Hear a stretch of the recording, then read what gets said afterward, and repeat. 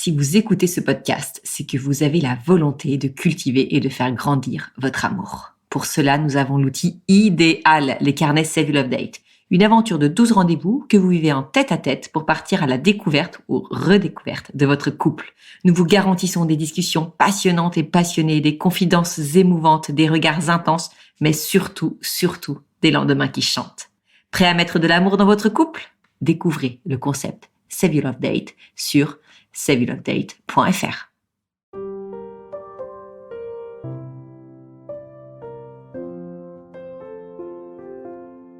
Bonjour et bienvenue sur Au cœur du couple, le premier podcast qui vous donne la parole sur votre vie de couple. Je suis Swazit Castelnerac, créatrice du concept Save Your Love Date. Je suis Marie-Lise Richard, psychologue et thérapeute de couple. Ensemble, nous voulons vous écouter, vous interroger, nous interroger sur les difficultés que vous vivez au sein de votre couple. Mais nous souhaitons aussi vous éclairer, vous proposer des pistes de réflexion et des actions concrètes pour que votre couple s'en nourrisse. Notre croyance, oui, l'amour peut durer toute une vie et le couple peut être un lieu de bonheur, d'épanouissement et de bonification. Mais rien ne pourra se faire sans vous, sans votre investissement, votre temps et votre volonté. Notre premier conseil sera donc de prendre le temps d'écouter ces épisodes à deux, puis d'en discuter, voire même d'en débattre. Ne reste qu'à vous souhaiter un bon et inspirant moment avec nous.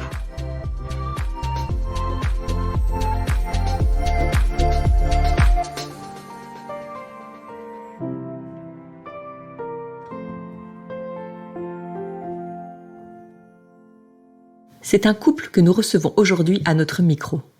Louise et Baudouin ont la trentaine et s'aiment depuis 5 ans. Quelques mois après leur mariage, ils ont dû affronter une terrible épreuve, puisqu'ils ont perdu leur bébé, alors que Louise était enceinte de 38 semaines. 1 an après, Louise et Baudouin vont bien, et ont souhaité venir échanger avec nous pour nous raconter comment leur couple a vécu, surmonté, dépassé cette épreuve. Ils souhaitent témoigner pour que ceux qui vivent la même souffrance puissent trouver dans leur histoire de l'espoir. Merci à eux deux d'avoir ouvert ainsi leur cœur.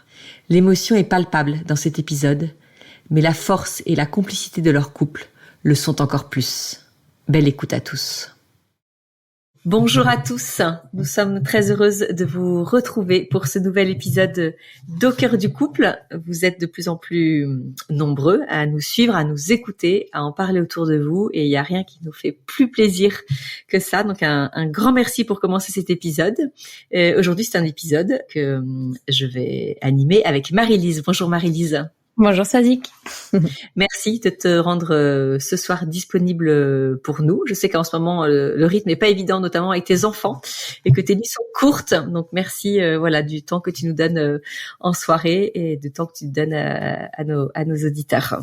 Et puis nous sommes très heureux ce soir d'accueillir un couple. Alors c'est vrai que on s'appelle Au cœur du couple, mais c'est pas très souvent qu'on accueille des couples, donc ça nous fait toujours très plaisir quand il y a un couple qui se propose de venir à notre micro. Et ce soir c'est avec Louise et Baudouin que nous allons échanger. Bonsoir à tous les deux. Bonsoir. Bonsoir. Alors, juste, je dis en introduction, c'est un épisode un peu particulier ce soir parce que vous venez pas avec une problématique, mais vous aviez tous les deux envie de témoigner sur ce qui vous est arrivé, sur ce que vous avez vécu en couple. Et le sujet est très touchant et touche beaucoup plus de couples qu'on ne le pense. Et souvent, c'est un sujet qui est délicat à aborder, que ce soit en famille, avec ses amis, en société.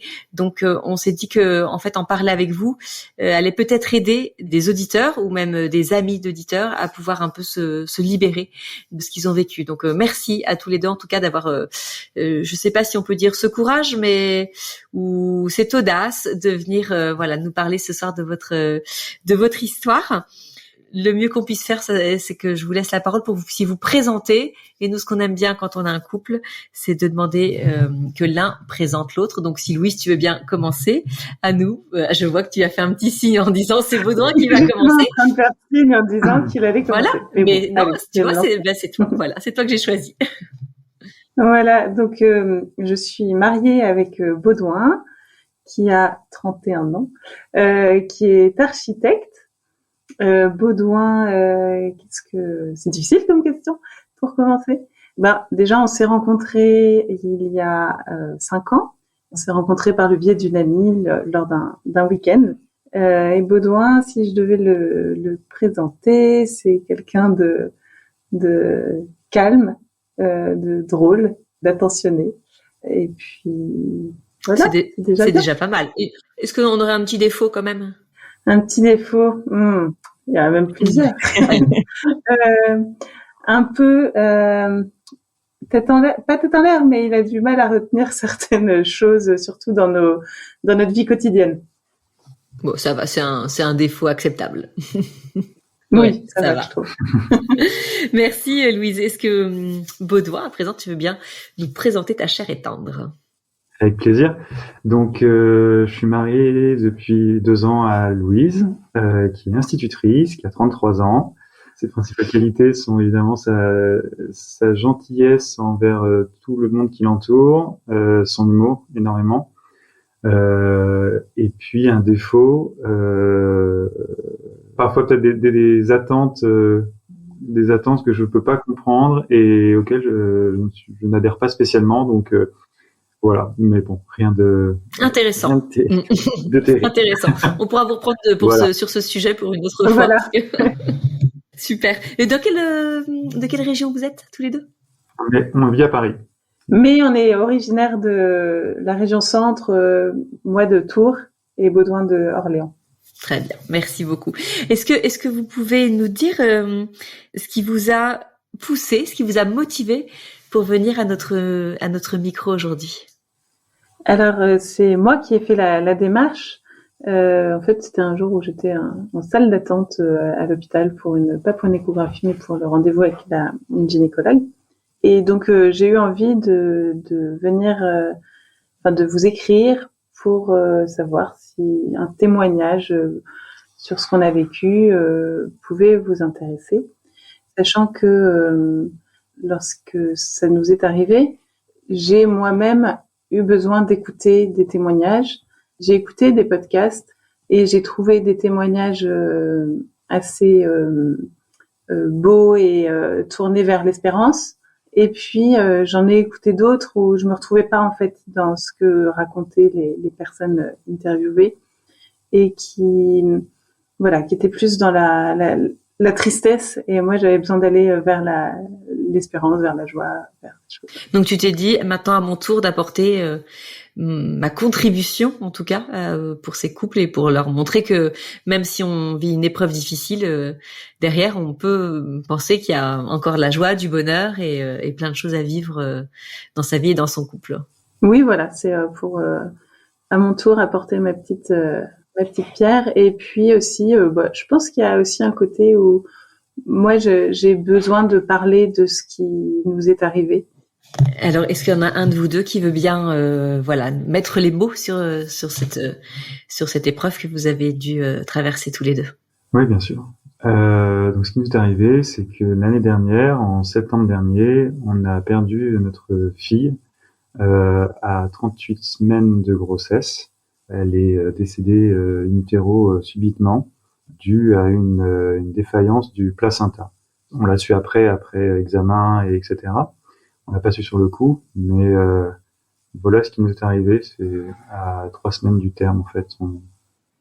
Quelle a été justement, Baudouin, peut-être les réactions émotionnelles de Louise à l'annonce de l'événement et comment toi-même t'as pu réagir et comment vous vous êtes rejoints face à cette annonce qui devait... c'est tellement impossible quand on devient parent et quand on est parent d'entendre ça. Alors, nos émotions et notre raisonnement a énormément évolué en l'espace de quelques heures puis quelques jours. En fait, on passe par beaucoup d'émotions. À titre personnel, lorsque je l'ai appris, donc dans cette salle à l'hôpital, mon premier réflexe, en fait, c'était de vouloir mettre un voile sur ce qui nous arrive et se réveiller dans 2 mois et tout oublier. Vraiment le réflexe, un peu un réflexe pour protéger Louise, me dire ma priorité c'est que Louise s'en remette et qu'on oublie et que il se soit rien passé. On veut oublier. Et ce sentiment a énormément évolué petit à petit, même après sur la question qu'on va expliquer aussi, mais la question de reconnaître l'enfant, est-ce qu'on lui donne un nom, quel type, nous on est religieux, donc quel type d'obsèques on lui fait, et quelle place finalement après il prend dans notre vie. Ça c'est très important, et quand on a l'annonce, en fait, on n'est pas du tout, on n'a pas du tout les bons réflexes et les bonnes pensées, et c'est après, quand les choses retombent un peu, qu'il faut pouvoir réfléchir et se poser les bonnes questions à ce moment-là. Parce que les premières remarques, en tout cas pour moi, après je te laisserai répondre, mais pour moi étaient vraiment à l'opposé de ce qu'on a fait finalement, et j'en suis très content. Et toi, Louise, tes premières réactions émotionnelles, et est-ce qu'elles étaient très loin justement de ce que pouvait vivre Baudouin, et comment vous avez peut-être pu potentiellement vous rejoindre dans ce que vous viviez? Eh bien, alors déjà, ce qu'il faut savoir, c'est lorsque j'ai appris que notre petite fille Armance était décédée, j'étais toute seule parce que Baudouin avait c'était dans les urgences et les hommes ne viennent pas dans la pièce. Donc, on m'a dit que son cœur s'était arrêté. Et bon, 1 minute après, Baudouin était auprès de moi, mais au moment de l'annonce, j'étais toute seule. Ça, c'était difficile.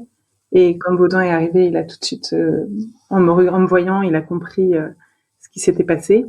Et donc moi, mon premier réflexe déjà, c'était d'être dans le déni c'est pas possible, il y a erreur, quoi. Cherchez bien, vous allez trouver un battement de cœur. Et puis après, en fait, tout de suite après, je me suis dit, en fait, faut m'emmener au bloc et me faire accoucher, et puis on va pouvoir y faire quelque chose. On va pouvoir sauver notre petite fille. Et en fait, bon, j'ai très vite compris que c'était pas possible. Donc après, moi, j'étais beaucoup dans le désemparé, perdu, à me dire, mais en fait, c'est un monde qui s'écroule. C'est vraiment ça, c'est de l'ordre d'un impossible à penser. Enfin, je veux dire, quand on perd son enfant, on a l'impression de mourir avec lui, en quelque sorte. Et puis d'autant que la grossesse avait été très sereine, très heureuse, et aucun problème n'avait été décelé pendant la grossesse, donc on tombait vraiment tout à coup de très haut. Et c'est pas plus quelque chose qu'on avait déjà entendu. Aussi, je pense que notre entourage qui a vécu ça avec nous, maintenant sait que ça peut arriver, et nos amis aussi, etc. Et donc, nous, dans notre entourage, on n'avait jamais vu ce genre de cas, et on savait même pas que c'était possible. Et dans ces premiers moments, là, suite à l'annonce, avec toute cette souffrance, et en même temps, dans le déni, il y a quelque chose qui nous tombe dessus de l'ordre de l'impensable. Vous êtes tous les deux chacun dans votre souffrance. Est-ce que vous avez réussi à vous rejoindre, ou c'était tellement lourd que c'était compliqué de se connecter l'un à l'autre? Est-ce que vous avez trouvé de la force là, à ce moment-là dans votre couple, ou c'était trop difficile de la trouver? Enfin, comment ça s'est passé pour vous deux dans votre relation de parents et de couple à la fois? Alors pour ma part, j'ai vraiment eu besoin de Baudouin dès le début, dès l'annonce du décès d'Armance. J'avais besoin de lui moralement et physiquement. Enfin, j'avais besoin qu'on se prenne dans les bras, qu'on soit ensemble au sens propre et figuré, quoi. Et est-ce que Baudouin, je m'intéresse un peu à ta position, justement, puisque Louise nous dit qu'elle avait besoin de toi. Est-ce que tu t'es mis tout de suite dans une position, tu vois, je vais être là pour elle, et moi je vais un peu, à la limite, oublier ce que je ressens pour en fait vraiment venir la soutenir, ou alors, tu vois, comment est-ce que t'as vécu ça? Est-ce que tu t'es effacée pour elle dans ces premiers temps, ou est-ce que toi tu as eu aussi besoin en fait de lui faire aussi porter, enfin de partager avec elle ta souffrance, ou est-ce que tu l'as un peu cachée pour la préserver? Je pense pas l'avoir cachée, parce qu'on a été tous les deux, et on a vidé notre sac tous les deux, on a suffisamment pleuré, mais par contre en fait ce jour-là, c'était un dimanche, notre vie s'est arrêtée, mais en fait, c'était pas la fin des épreuves, parce que Louise devait accoucher. Et en fait, ils allaient déclencher l'accouchement par voie basse parce que c'était possible de le faire, et que pour des futures grossesses, c'était préférable. Et sur le coup, ça paraît aussi impensable, mais maintenant, je me rends compte que c'est aussi nécessaire sur le plan psychologique. De vivre cet accouchement, même si D'en faire aussi quelque chose de beau, justement aussi. Enfin, on donne quand même une naissance, même si il y a peut-être pas le cœur qui bat, mais il y a quand même, enfin, l'arrivée et la rencontre avec son enfant, en tout cas. Et donc, quand quand on l'a su, on savait que du coup ça allait passer par voie basse et que il y allait avoir un déclenchement qui allait prendre du temps. Notre fille est née du coup le mardi soir, donc 48 heures, un peu moins après ça. Donc déjà pendant ces 2 jours, en fait, il fallait, on attendait un peu ce moment. Mais c'est vrai que toi, dis-moi si je me trompe, mais je pense en effet que tu t'es un petit peu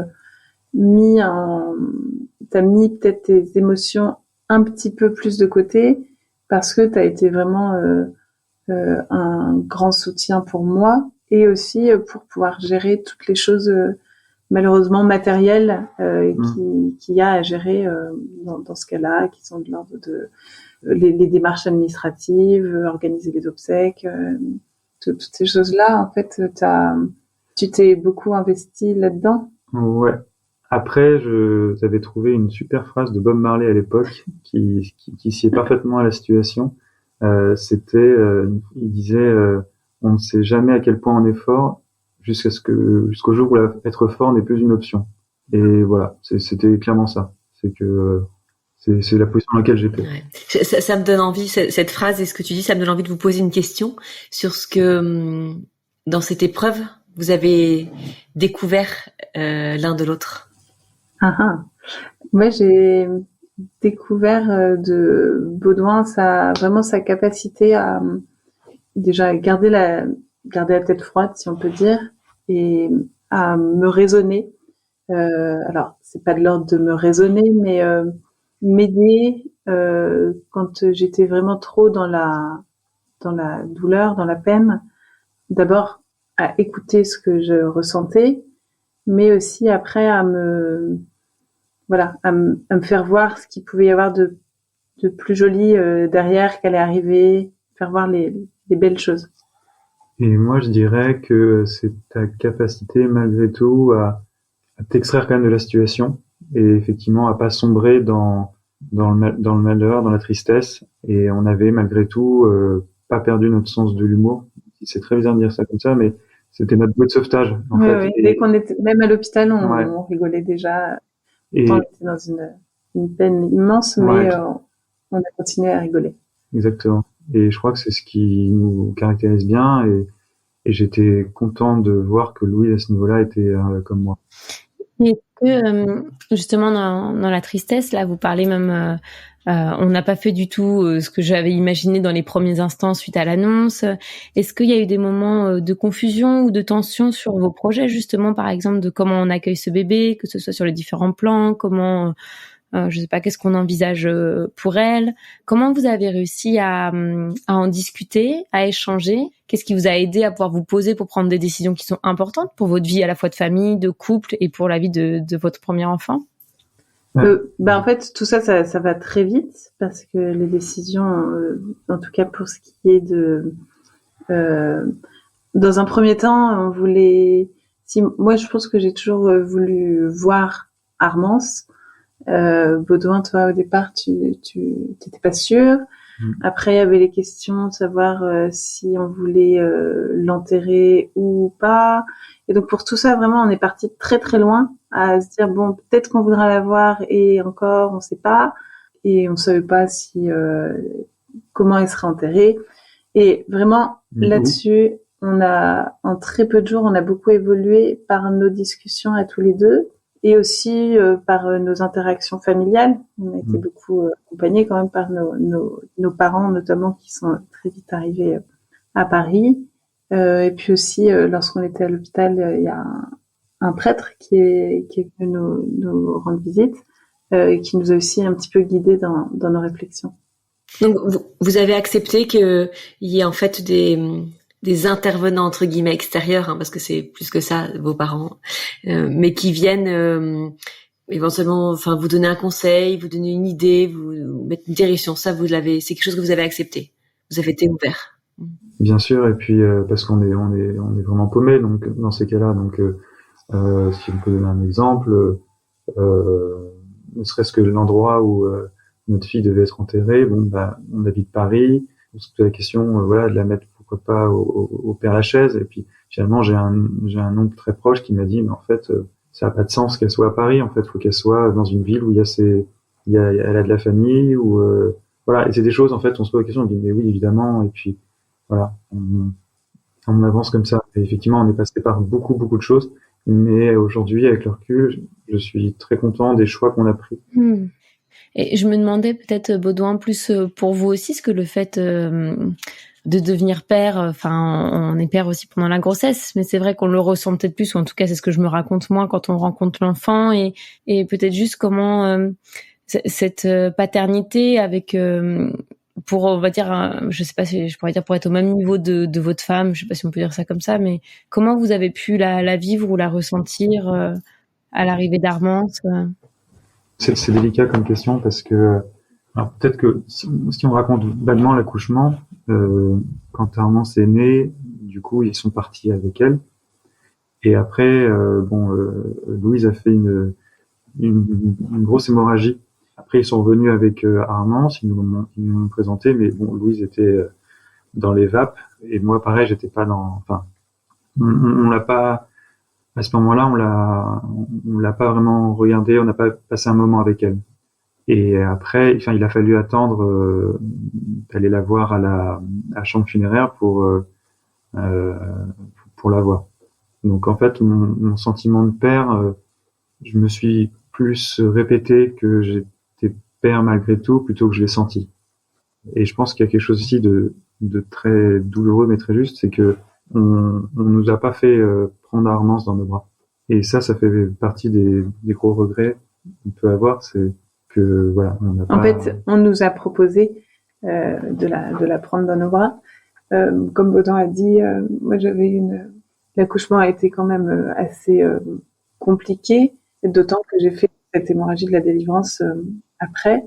Donc, lorsque la sage-femme est venue nous présenter Armance, moi, j'étais pas en état de vivre ce moment, donc j'étais émue de la voir, mais je l'ai pas prise dans mes bras. Et c'est mon plus grand regret. Après, quand le lendemain, donc Louise était du coup en salle de réveil. Et en fait, dans ces cas-là, ils font quelque chose de super à Port-Royal. Ils nous ont dit, on vous donnera les empreintes. Les empreintes. Alors, j'avais pas réalisé ce que c'était. Et en fait, ils sont venus avec 2 cartes, en fait, et c'était les empreintes des mains et des pieds. Et ça, c'était assez, enfin, c'est le souvenir le plus cher qu'on garde de notre fille, parce que c'est ce qui m'a fait réaliser aussi on a eu un enfant et le signe de l'empreinte est très fort.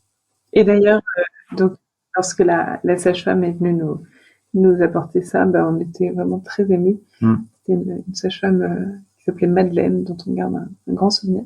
Et donc, très touchée qu'elle ait fait ça. En plus, elle avait bien soigné la présentation. Enfin, trop mignon.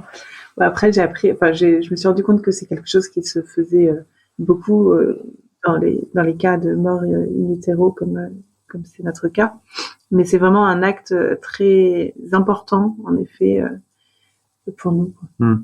Et Baudouin, au début, quand vous avez présenté Louise, vous avez parlé peut-être parfois c'est difficile de comprendre, ou je sais pas quel terme vous avez utilisé, mais ces attentes, ou de pouvoir y répondre, ou que vous n'êtes pas forcément d'accord avec ça. Est-ce que dans ce que vous avez pu vivre, il y a un peu ça qui a pu être mis en avant, ou vous perceviez pas forcément clairement ces attentes, ou vous les perceviez mais c'était trop compliqué ou trop dur pour vous d'y répondre? Est-ce qu'il y a eu des moments comme ça un peu, enfin des deux côtés peut-être? Alors non, parce que du coup, ce que j'ai également dit de Louise, c'est que elle avait quelqu'un qui pensait énormément aux autres, et du coup, dans notre cheminement dans cette souffrance, quand elle avait l'idée de me reprocher quelque chose, de ne pas réagir comme elle, ou voilà, elle se demandait, oui, mais il vit peut-être pas la même chose que moi, donc je vais peut-être pas lui reprocher parce que il vit peut-être les choses différemment. Oui, parce qu'en effet, le deuil, on l'a vécu et on le vit encore différemment tous les deux. Il y a des fois où c'est moi qui suis dans ma peine et Baudouin qui vient me réconforter. D'autres fois, moins souvent, en tout cas, tu le laisses moins souvent voir. mais d'autres fois c'est toi et c'est moi qui suis là pour t'épauler. Et puis d'autres fois où on se retrouve tous les deux au même moment dans la peine. L'an dernier, suite à ce qui nous est arrivé, j'ai lu un livre qui s'appelle La Consolation, qui est écrit par Anne-Dauphine Julien et qui m'a vraiment beaucoup aidée parce que en fait dans ce livre, justement, elle parle du fait que tout le monde ne vit pas les mêmes choses au même moment et on ne peut pas attendre de l'autre qu'il ait la même peine au même moment. Alors ça, au début, c'était dur à accepter pour moi parce que je voulais vraiment que Baudouin, en fait, quand j'étais dans la tristesse, j'avais envie que Baudouin vienne me rejoindre, ce qui est pas forcément possible. Et chacun, vit les choses à sa manière. Et aussi, ce que j'ai retenu en lisant ce livre, c'est que à quel point ça pouvait faire du bien de pleurer, en fait, juste et accepter que pleurer, ça fait du bien. Et donc, pas chercher forcément à retenir ses larmes, mais au contraire, les laisser sortir et parfois 10 secondes, parfois 3 minutes, et enfin voilà. Mais dans tous les cas, ça fait toujours du bien. Et est-ce que Marie-Lise, tu peux nous éclairer un peu là-dessus, sur la façon dont on peut agir quand justement quelle que soit la peine en fait qu'on vit au sein du couple, quel que soit l'événement qui est lié, quand on ne se sent pas rejoint par l'autre? Déjà, je pense, j'ai trouvé ça très chouette, le témoignage de Louise. En fait, elle le dit mieux que moi. Je pense aussi l'importance de se rappeler que l'autre ne vit pas forcément la même chose au même moment et l'avoir en tête.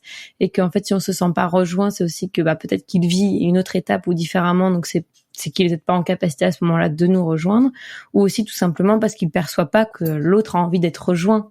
Donc c'est pour ça aussi que je vous questionnais un peu sur vos attentes l'un envers l'autre, comment vous les perceviez, parce que souvent, déjà au sein du couple, on n'exprime pas très clairement nos attentes et nos besoins, et quand on est en grande souffrance ou qu'on vit un événement traumatique et très difficile et très douloureux, on peut avoir encore plus de difficultés à exprimer nos attentes et nos besoins. Par exemple, j'ai besoin de voir personne, mais l'autre peut avoir besoin de voir beaucoup de monde et d'être très entouré de la famille.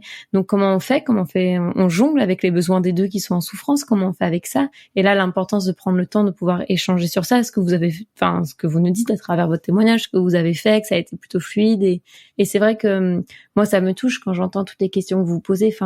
À 30 ans, on n'a pas à se questionner de où est-ce qu'on va enterrer notre enfant et comment. Et vous voyez, c'est à la fois aussi des questions un peu existentielles, des questions de fond, parce que ça vient re-questionner notre vision de la vie. Et quand on a un couple qui peut avoir des blessures ou qui peut être fragile, ça peut nous fragiliser aussi davantage. Et c'est vrai que c'est là où ça peut être plus difficile pour certains couples face à des événements aussi marquants, et l'importance de pouvoir être entouré et d'être aidé de professionnels aussi. Je sais pas si vous avez pu rencontrer une psychologue à l'hôpital ou non, ou même vous avez parlé aussi d'un prêtre, mais de pouvoir être entouré de personnes qui viennent aussi nous soutenir et nous rappeler l'amour qu'il y a entre vous, et que cet amour il est fort et que ça vient aussi vous porter.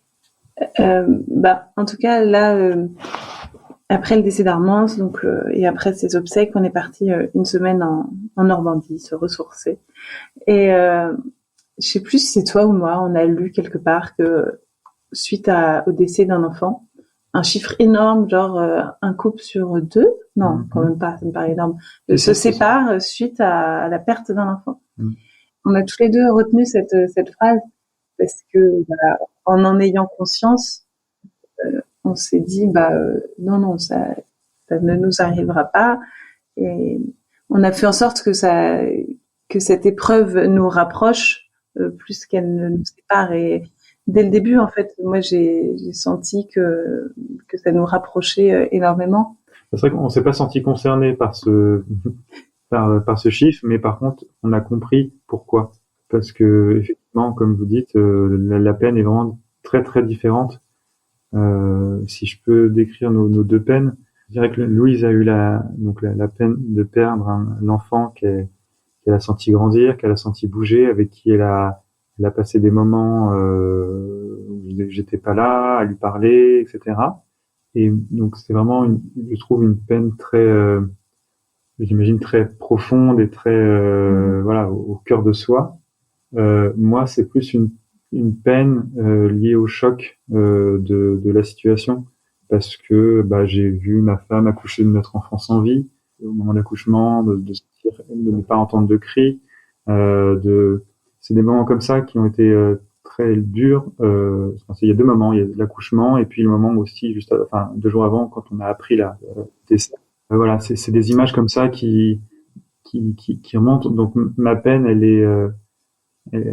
voilà, elle est vachement liée à ce choc. Et puis après, effectivement, il y a la perte de notre enfant, évidemment.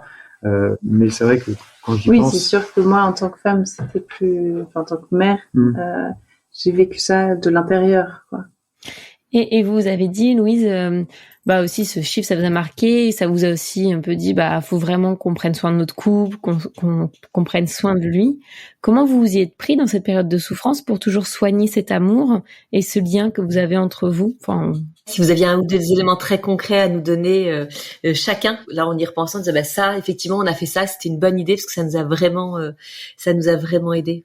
En tout cas, je pense pas qu'il y a des choses qu'on ait faites de manière consciente. On s'est pas dit, bon, allez, on va mettre tel plan d'action en marche. Je crois pas. En revanche, moi, ce qui m'a beaucoup aidé, c'est d'avoir une parole très libérée et de toujours dire à Baudouin quand ça allait pas. Ouais. Vraiment, je te le partageais à chaque fois, mes coups de blues, même quand on n'était pas à côté, je t'appelais pour te dire, sache que je viens d'avoir un coup de blues et toujours se le dire. Et aussi, on était sur la même longueur d'onde pour ce qui était de parler de notre fille. En fait, on en parle sans problème. Quand on parle de nos amis, quand on en parle à nos amis, ou même on dit oui, là, c'était au moment de la grossesse d'Armance. Oui, voilà. De pas faire d'Armance un sujet tabou. Ouais, c'est ça. Et il y a zéro tabou pour nous. Et est-ce que je sais pas si on s'est dit qu'il fallait qu'on soit pareil, mais en tout cas, ça s'est bien fait comme ça. En fait, c'est pour ça que j'ai pas l'impression qu'on soit spécialement dit qu'il fallait des solutions, mais c'est venu très très naturellement. Voilà. Et après, on a continué de passer des moments à deux. Et comme petit truc qu'on s'est dit, voilà, là, on va profiter de cette année pour se faire une sortie par mois.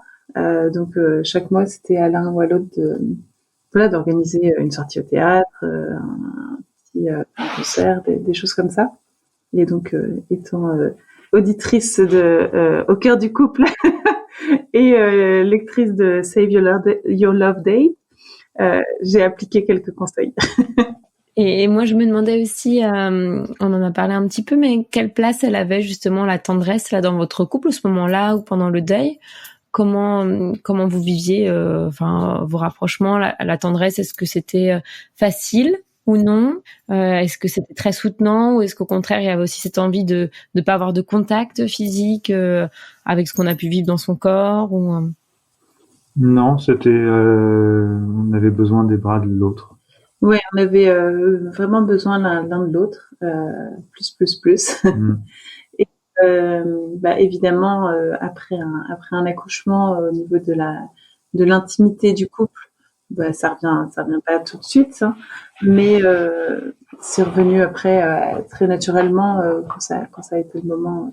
Si je vous interroge sur ça aussi, c'est par exemple par rapport à l'intimité du couple, il y a certains couples que j'ai pu suivre ou même d'autres, on peut le dire dans les témoignages, pour qui c'est compliqué parce qu'il y aurait cette croyance que d'avoir un plaisir dans l'union qu'on peut avoir, ça serait incompatible avec la souffrance qu'on peut ressentir, le deuil. Vous voyez un peu avec cette culpabilité de se dire comment je peux me permettre un tel bonheur et une telle joie de vivre ce moment alors que je suis dans la peine et dans la culpabilité ou la souffrance. Est-ce que c'est quelque chose qui a pu vous traverser ou pas du tout? Qu'est-ce que vous pourriez dire aux personnes qui pourraient ressentir ça? Déjà, comme dit Louise, en fait, l'accouchement, comme elle a eu des complications, il a fallu attendre un certain moment avant de pouvoir avoir de nouveau des rapports. Et du coup, allez, on va dire peut-être, un mois. En un mois, il s'en passe des choses. Le quotidien reprend, on apprend à vivre avec. Ce qu'on retient aussi de cette expérience, c'est que on peut pas passer notre temps à pleurer. En fait, le corps est pas fait pour pleurer sans discontinuer. Donc, en fait, il y a des moments où ça va. Il y a des moments où, par contre, on a besoin, comme disait Louise, on a besoin de pleurer, on a besoin de partager ça avec l'autre. Mais du coup, il y a d'autres moments où ça va bien, et petit à petit, ces moments où ça va bien, prennent de plus en plus de place, et reprennent le dessus, et la vie continue, quoi. Oui, c'est ça. Et on s'est jamais interdit d'être dans une bonne humeur et en fait vraiment comme on disait au début du podcast, dès le début on a continué à passer des bons moments. Donc au début un tout petit peu et puis de plus en plus. Et je me souviens du premier jour où je me suis dit aujourd'hui j'ai pas pleuré aujourd'hui. En tout cas dans notre intimité, ça nous a jamais on n'a jamais culpabilisé en quelque sorte de continuer d'avoir une intimité, d'être. Justement, peut-être pour apporter de l'espoir aux gens qui nous écoutent, qui pourraient vivre ce genre d'événement dans leur vie, est-ce qu'il y a quelque chose qui vous a particulièrement apporté du soutien ou de la joie ou un élan, je sais pas, d'espoir dans le parcours que vous avez pu vivre, qui vous a porté? Est-ce que vous auriez un souvenir ou une anecdote particulière? Alors moi, c'est plus dans l'ensemble, en fait, ce qui m'a apporté beaucoup de soutien et de joie, c'est le fait que notre entourage, que ce soit familial ou amical, soit comme nous, accorde une importance à Armance, et tout le monde a été derrière nous, et au niveau familial et aussi amical, on a été très soutenus, et je recevais en fait, j'ai une copine qui m'envoyait tous les jours, enfin pas tous les jours, mais très souvent un petit message, et elle a une vie familiale assez soutenue, et elle prenait quand même le temps de m'envoyer, même si elle avait pas le temps de m'envoyer un grand message, elle m'envoyait un petit smiley avec un cœur, juste histoire de dire je suis là, je pense à toi. Et ça, je pense que ça a été mon grand soutien, toutes ces petites attentions, si petites soient-elles. Et moi, j'ajouterais aussi, comme tu, la continuité de ce que tu dis, c'est comme conseil, c'est vraiment d'accepter et de reconnaître à son enfant, de dire que voilà, on a une fille, s'appelle Armance, ça a tout changé. Parce que, voilà, ma mère a parlé de sa petite fille, et ça, même, vous me demandiez quel moment j'ai eu un sentiment de père, ça fait partie de ces moments-là aussi. C'est à partir du moment où, on parle de fille. Elle est nommée. On parle de fille, surtout qu'on avait caché le sexe et évidemment le prénom. Et donc, du coup, quand on l'a annoncé, c'était très dur. Mais, voilà, on annonçait que c'était une fille et qu'on avait choisi de l'appeler Armance. Et en fait, tout le monde parlait d'Armance, et ça l'a fait exister.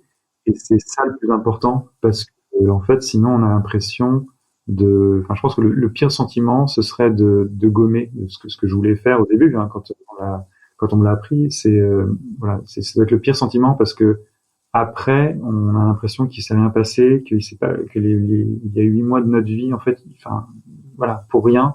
Alors que non, en fait, il y a un être qui a grandi dans le ventre de Louise, qu'on a senti, à qui on a parlé, à qui on a fait écouter de la musique, à qui on a fait faire des expériences, et on a partagé des choses. Et c'est 9 mois, en fait, qu'elle nous a offert, que notre fille nous a offert, et ça, faut pas l'oublier. Et c'est très important.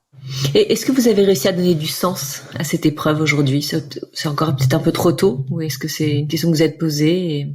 Parce qu'on dit souvent qu'une épreuve n'arrive jamais pour rien, et que y a toujours moyen d'en sortir grandi avec quelque chose de positif. En tout cas, je pense que ça a fait grandir notre couple. Lorsque cette épreuve nous est arrivée, on était un couple déjà très heureux, et en fait, je pense que ça nous a vraiment aidé à approfondir un petit peu notre relation, à aller chercher à être encore plus dans l'échange, dans le dialogue, et dans l'écoute de l'autre. En fait, il y a vraiment cette écoute que j'ai appris suite à cette épreuve. Vous êtes marié depuis 2 ans, vous nous avez dit. Donc vous étiez tout jeune marié, en fait, quand c'est arrivé. Oui, c'était un peu avant notre anniversaire de mariage. Ouais. D'accord. Vous avez eu une préparation au mariage? Oui. Vous dites que ça a été une chance, justement, et que ça vous a permis, cette préparation au mariage, où quand elle est intense et bien faite, on apprend vraiment à se connaître soi-même, à connaître l'autre, et aller en profondeur dans cette connaissance. Est-ce que vous diriez aujourd'hui que ça a certainement été une clé pour vous, pour surmonter cette épreuve à deux, et pour ne pas faire partie justement de ce pourcentage des couples qui se séparent après une telle épreuve? En tout cas, on a eu une très bonne préparation au mariage. Je sais que tous les couples qui en ont eu sont parfois un peu déçus, etc. Nous, on a eu pas beaucoup de chance, mais c'était très bien. Ça nous a fait poser des questions très pertinentes, et on a particulièrement apprécié. Après, je sais pas si c'est la préparation au mariage qui nous a spécialement aidé ou si c'est le rapport à la religion de manière globale, aux prêtres qu'on a rencontrés à l'hôpital. En effet, dans la préparation au mariage, on aborde les 4 piliers. J'ai toujours envie qu'il y en ait 5, mais c'est bien 4. Hein. Et De toute façon, t'en oublies toujours. non, et en fait, on en reparle assez souvent, et on a toujours les échanges qu'on avait eus avec donc le diacre qui nous avait préparé, on les a souvent en tête, et aussi les petits tips qu'on a pu recevoir qui sont ouais, non, en fait, j'en reviens toujours à l'échange, à la communication et à tout ça qui vraiment résonne toujours en nous. Et je pense que ça, c'est vraiment quelque chose qui nous a beaucoup aidé. Et que à chaque fois qu'on était sur des différents positionnements, pas dans la même tristesse et tout, eh ben, on a quand même continué d'échanger. Et encore maintenant, hein, parce que là, je parle au passé, mais en fait, la peine est encore là. Et l'échange. Après, si je peux juste continuer sur la religion, ce qui est intéressant, c'est qu'on a eu différents sons de cloche. On a des gens et on a pris finalement ce qui nous allait. Parce qu'effectivement, dans notre cas, notre fille était pas baptisée, était pas née, donc simplement. Et donc finalement, on nous a avoué qu'il y avait un peu un vide d'un point de vue religieux sur que deviennent, si on croit à la résurrection, etc., que devienne l'âme de ces bébés nés sans vie. Et on a des gens qui sont venus nous parler de théories, voilà, l'âme d'Armand serait dans les limbes, enfin quelque chose un peu qui nous correspondait pas trop. Par contre, à côté de ça, on a eu des prêtres qui nous ont dit vous l'aimiez, tant mieux, Dieu n'est qu'amour, et donc du coup il y a toutes ces chances pour que votre bébé soit au paradis. Enfin voilà, des choses très simples, et voilà. Et en tout cas, la parole peut différer, mais il faut en prendre que ce qui est bon.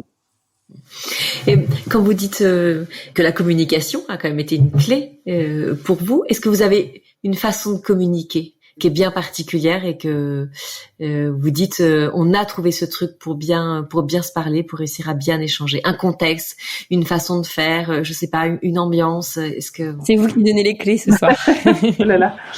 Non, mais en fait, ce qui me vient à l'esprit, c'est surtout nos temps d'échange une fois qu'on est au lit le soir. On adore parler, et je trouve que c'est un moment assez propice où voilà, quand Baudouin rentre du travail, on se raconte nos journées, mais ça reste plus superficiel, et les vrais sujets, ils arrivent toujours lorsqu'on est dans notre chambre. Et d'ailleurs, les vrais de vrais, c'est ce que tu veux dire, non? Ouais, c'est le moment où j'éteins la lumière pour dormir, et là, j'ai droit à une question existentielle. Un grand classique, évidemment, au moment où on veut s'endormir, voilà. Et forcément, évidemment. Ou parfois après l'amour aussi. Ah, tu veux pas qu'on parle un peu et tout? Il a pas du tout envie, il a tout donné, il veut se coucher, et non mais voilà. Non, et puis après je dirais aussi que comme on se connaît très bien, quand on s'apprête à poser une question, on sait qu'elle est un peu compliquée, qu'elle risque de soulever un ressenti, la colère, ou voilà, on y va vraiment avec des pincettes. On dit voilà, je peux te poser une question, même si je sais que ça va t'énerver. Voilà. Et donc du coup, il n'y a jamais de rentre dedans, et puis voilà. Il y a beaucoup de délicatesse. Oui, voilà. Ouais.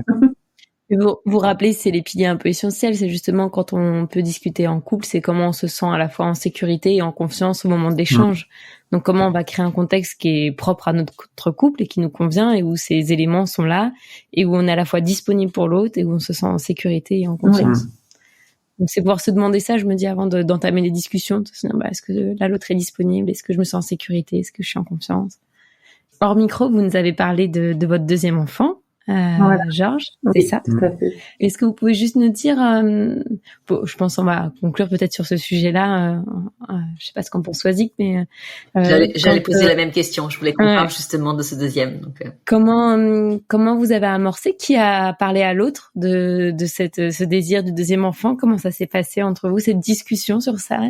Typiquement, c'est une bonne question, effectivement, à quel moment l'un prend les devants et dire qu'en est-il le deuxième? Et donc du coup, je pense que c'est toi, Louise, qui a dû m'en parler. En fait, non, ce qui est assez marrant, c'est que lorsqu'on était à l'hôpital, en sortant de l'hôpital, on m'a fait une ordonnance pour différentes choses et la sage-femme me demande est-ce que je vous mets une pilule. Et puis Baudouin était à côté et puis on avait, enfin voilà, on venait de vivre la perte d'Armance, donc on n'avait à aucun moment évoqué la suite. Donc je dis oui, bien sûr, mettez-moi une pilule. Et puis en fait quelques jours, enfin même ou peut-être juste après, tu me dis, enfin ça, c'est ça qui a amorcé la discussion et en fait. Et très peu de temps après, on s'est dit tous les deux que on voudrait un deuxième enfant rapidement. Donc on savait pas exactement quelle serait la temporalité et tout ça, mais en fait c'est venu très rapidement. On a perdu Armance fin septembre et je suis tombée enceinte mi-décembre. Donc voilà, mais là-dessus on était sur la même longueur d'onde et c'est vrai que moi j'avais vraiment besoin de cette deuxième grossesse pour que la vie continue et c'est ce qu'on a dit à Armance quand on est allé la voir à la chambre funéraire, c'est que voilà, on était heureux de ce qu'on avait vécu avec elle et que la vie allait continuer avec notre famille et qu'elle aurait des frères et sœurs. Ouais, en quelque sorte, vous lui avez donné aussi un rôle d'aîné en lui disant ça, en disant voilà, tu auras des frères et sœurs, il va y avoir une famille. Et... Oui, alors ça d'ailleurs, c'est vrai que c'est avec le temps, on va voir comment on définira le rôle parce que faudra qu'on fasse attention, je pense, à ce que pour donc Georges, voilà, il y a une grande sœur, mais qui est pour nous, on pense qu'elle est au ciel, et faudra pas non plus qu'on la présente comme l'aînée, parce que je pense que ça peut être un peu lourd pour un enfant à porter aussi. Donc on verra un peu comment on abordera ça. Mais on en parle moi j'en parle déjà à Georges de sa sœur. Mais ça n'a pas été une grossesse tout le temps facile, du coup. On savait que Louise allait être déclenchée, mais il y a eu des stress, surtout au début, vers 3-4 mois, quand on commençait à sentir Georges, mais occasionnellement, en fait, on le sent, et puis après, c'est normal de plus le sentir, et puis ensuite, il y a une panique qui s'installe et qui nécessite du coup d'aller se rassurer, pour faire dans un monitoring ou Je me dis déjà en temps normal, ça peut être source d'angoisse aussi et de stress pour certaines femmes, la grossesse, avec la peur, parce que des choses qui peuvent arriver aussi. Mais là, avec l'expérience que vous avez vécue, ce stress est d'autant plus grand. Et moi aussi, je suis impressionnée. Je me dis, waouh, quelle force ils ont dû puiser aussi dans leur couple pour aussi vivre cette deuxième grossesse, cette deuxième maternité, cette deuxième paternité. Et j'imagine comment vous avez dû vous soutenir l'un l'autre, être aussi d'autant plus à l'écoute, parce qu'on se dit, là, qu'est-ce qu'elle peut vivre? Il y a forcément aussi des projections de ce que vous avez pu vivre la première fois. On compare forcément, on se remémore tout ça. Et comment vous avez dû prendre le temps de vous connecter l'un à l'autre pour vous soutenir dans ça. Enfin, c'est beau, en tout cas. À titre personnel, quand Louise m'appelait pour quelque raison que ce soit, j'avais qu'une seule peur, c'est de décrocher et d'avoir Louise en larmes et qui m'annonce autre chose. Tu me l'avais jamais dit. Oui, c'est pour ça quand tu m'as appelé pour le décès de ta grand-mère, j'ai vrillé un peu. Ah oui. Oui. Et non, en tout cas, oui, pendant la grossesse, c'est vrai qu'on a dû aller chercher, c'est vrai, des ressources bien au fond de nous pour affronter cette grossesse qui s'est aussi médicalement très bien passée. Et je pense que voilà, on a essayé de la vivre le plus sereinement possible. C'était pas toujours le cas. Et moi, mon grand stress, c'était de me dire, mais si je suis triste, si j'ai du stress, j'avais trop peur de transmettre ça à Georges. Bon, et on verra. Mais en tout cas, pour l'instant, c'est un bébé très cool. Donc, je me dis que la mission est quand même à peu près accomplie, de pas trop l'avoir stressé avec nos angoisses. Marie-Lise, pour finir justement, pour rebondir sur ce que dit Louise, est-ce que tu aurais un conseil à donner sur la façon dont on peut parler de ça à son enfant tout petit, à la fois de sa grossesse, du stress qu'on a pu ressentir, de ce qu'on a pu vivre pendant cette grossesse et aujourd'hui des émotions qu'ils ont tous les deux de la perte de ce premier enfant? Mais je pense qu'on peut en parler, comme on parlera à un enfant plus grand, en fait, même si c'est un bébé, ce que tu disais, Louise, que tu fais déjà, mais de pouvoir dire, c'est ton histoire, je t'attendais beaucoup. Et en fait, c'est pouvoir déjà le rassurer un peu en disant, peut-être que tu as senti par moment que maman avait très peur, que j'avais très peur, que peut-être que tu as senti que ton papa avait très peur aussi, mais ça va rien avoir avec toi, ça voulait pas dire qu'on t'aimait pas à ce moment-là. On t'a toujours aimé énormément, t'as toujours eu énormément de place dans notre cœur. Mais là, on avait très peur parce que c'est en lien avec l'histoire de ta sœur qui n'est pas ton histoire. Et on avait la tristesse par rapport à ce qu'on a vécu avec ta sœur. Ça peut être des choses comme ça. En fait, c'est plutôt parce qu'en fait, à ce moment-là, que ce soit le bébé in utero ou le bébé quand il est petit ou même l'enfant jeune, en fait, ce qu'il a peur, c'est toujours que ses parents ne l'aiment pas. En fait, c'est une crainte d'être potentiellement abandonné ou de pas être aimé. De toute façon très primaire et inconsciente, hein, mais c'est plutôt ça. Donc, c'est rassurer sur l'amour et dire qu'aussi ça lui appartient pas, ce qu'on a pu ressentir, la peur, mais ça fait partie de son histoire, de l'histoire de la famille. Donc, on peut l'accompagner comme ça. Après, quand il sera plus grand, c'est comment on accompagne aussi, que vous pourrez montrer peut-être des photos où vous étiez enceinte de sa sœur, garder ce genre de choses, en fait, vu que... et moi, je trouve ça important, même vous en avez parlé de la place d'aîné, mais il aura peut-être une vie comme un aîné avec vos autres enfants que vous aurez peut-être derrière, mais ça reste quand même le deuxième de la famille, en fait. Et ça, c'est un fait. Et ça, je trouve que c'est important qu'on le sache, quelle place on a dans la famille. J'ai vu beaucoup de personnes en suivi qui ont appris très tardivement, en fait, qu'il y avait eu des décès, qu'ils étaient, en fait, et c'était très douloureux pour eux de se dire, toute ma vie, j'ai vécu en pensant que j'étais l'aîné, que j'étais le numéro 1, en fait, c'était pas le cas, ou que j'ai cru que j'étais le numéro 2, en fait, j'étais le 3e dans ma fratrie. Et ça, c'est dur, en fait, et il y a vraiment comme un choc, en fait, à vivre ça. Donc moi, j'invite vraiment les familles qui vivent ça de pouvoir bien placer l'enfant dans sa place, dans la fratrie, qu'il sache quelle place il a, de pouvoir le communiquer aussi. Et ça, je pense, moi, je dis souvent à Baudouin qu'on a de la chance d'être dans une génération où les morts fétales ont une vraie place, en fait, dans la vie familiale. Et je me suis rendu compte que que c'était vraiment générationnel. Par exemple, des personnes âgées en parlent beaucoup moins. Et je pense qu'à l'époque, quand il y avait la perte d'un bébé, c'était vraiment, on le racontait pas. Alors que maintenant, elle est vraiment, et ça c'est récent qu'on puisse faire ça, mais on a eu une fois de plus, à chaque fois je dis la chance, malgré ce qu'on a vécu, mais Armand c'est dans notre livret de famille, donc elle a vraiment une existence, elle est reconnue juridiquement, et en fait ça fait beaucoup pour nous aussi. Et est-ce que pour terminer, vous pourriez tous les deux donner un conseil à un couple qui nous écouterait et qui serait en train de traverser cette épreuve ou quelque chose à donner, en tout cas?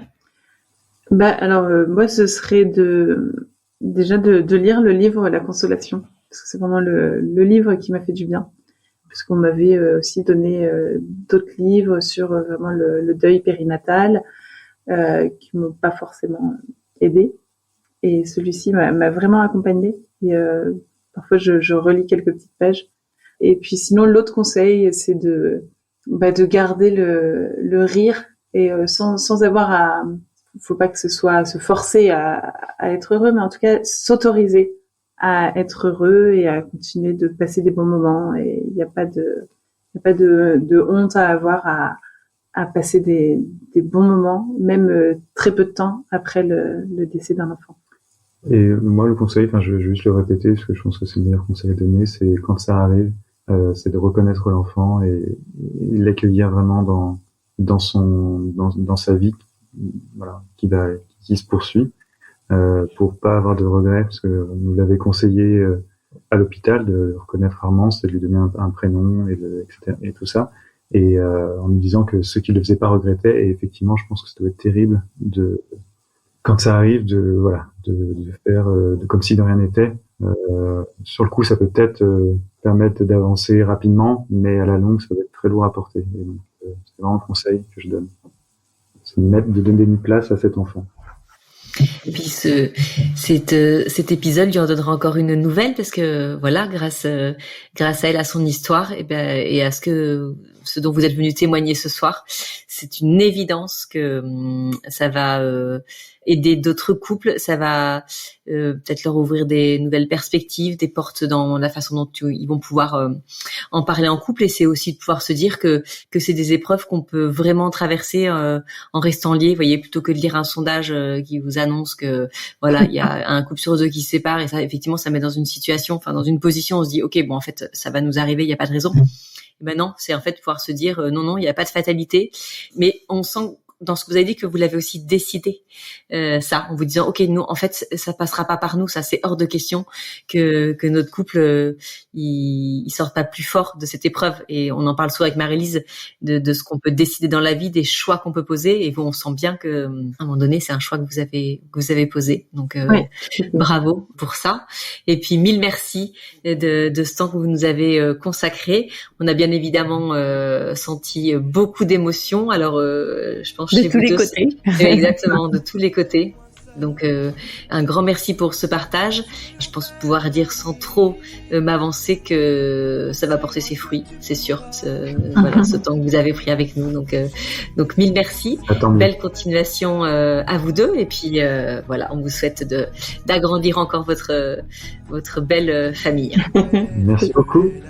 Merci beaucoup. Merci. Vraiment ravie de vous avoir rencontrés. Merci à tous pour votre écoute, pour votre fidélité. Et on vous donne rendez-vous très très bientôt pour un nouvel épisode d'Au cœur du couple. La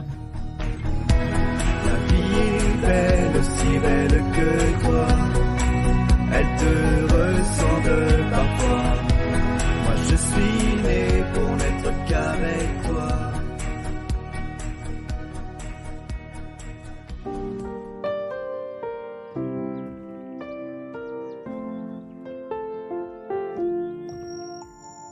Si vous aussi vous rencontrez des difficultés dans votre vie de couple, venez nous en parler.